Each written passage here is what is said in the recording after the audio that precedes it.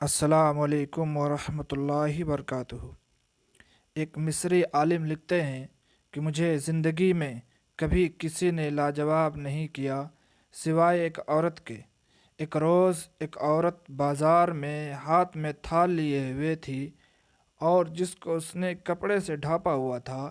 میں نے پوچھ لیا اس میں کیا ہے، تو وہ کہنے لگی کہ اگر بتانا ہی ہوتا تو ڈھانپنے کی کیا ضرورت تھی، کائنات میں بہت ساری چیزیں چھپی ہوئی ہیں۔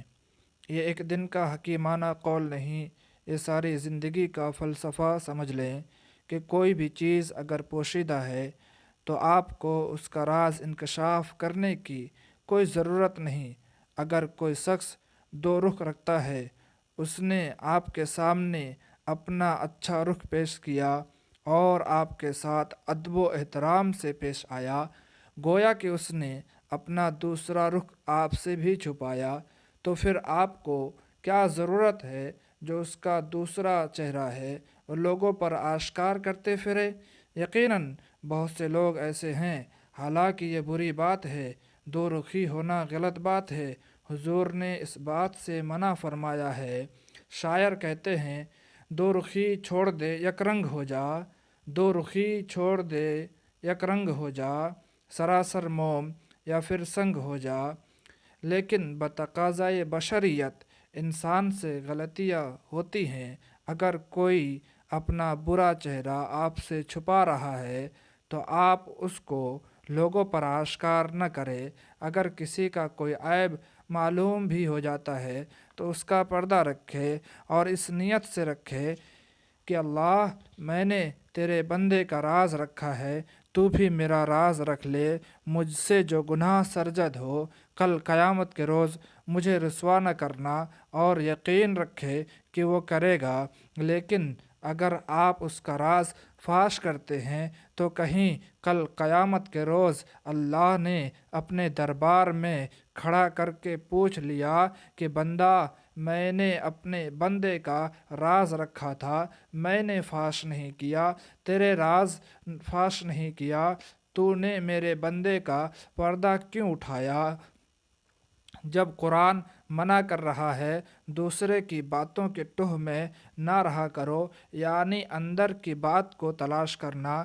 کچھ لوگ بڑے متجسس ہوتے ہیں، انہیں بڑا تجسس ہوتا ہے اندر کی بات کو تلاش کرنے کی، کسی کے عیب کے ٹوہ میں رہنا۔ اس بات سے قرآن نے منع فرمایا ہے۔ اگر ہم حضرت جنید بغدادی رحمۃ اللہ علیہ کی مثال کو دیکھیں تو بہت بڑی مثال ہے۔ آپ کو ولایت گریہ وجاری سے یا عبادات سے نہیں ملی، صرف اللہ کے بندے کی عزت رکھنے کی وجہ سے اللہ تبارک و تعالی نے ولایت عطا کر دیا۔ بہت نامی گرامی پہلوان تھے۔ قصہ مختصر، ایک دبلا پتلا نوجوان آیا اور کہنے لگا، میں لڑوں گا جنید بغدادی سے۔ دربار ہنسنے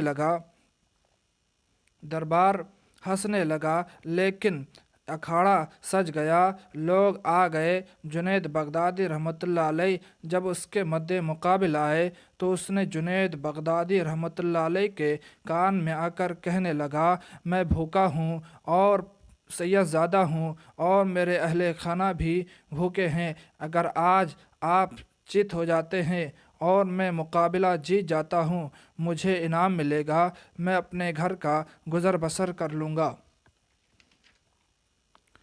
حضرت جنید بغدادی رحمۃ اللہ علیہ نے سوچا، آج اس بندے کی عزت رکھ لیتا ہوں تو ایک دن ہارنے سے کیا ہوگا۔ لیکن آج کا ہارنا ان کی قسمت ہی بدل گیا۔ صرف اللہ کے بندے کی عزت رکھنے کا انعام یہ ملا کہ اللہ تبارک و تعالیٰ نے ولایت عطا کر دی۔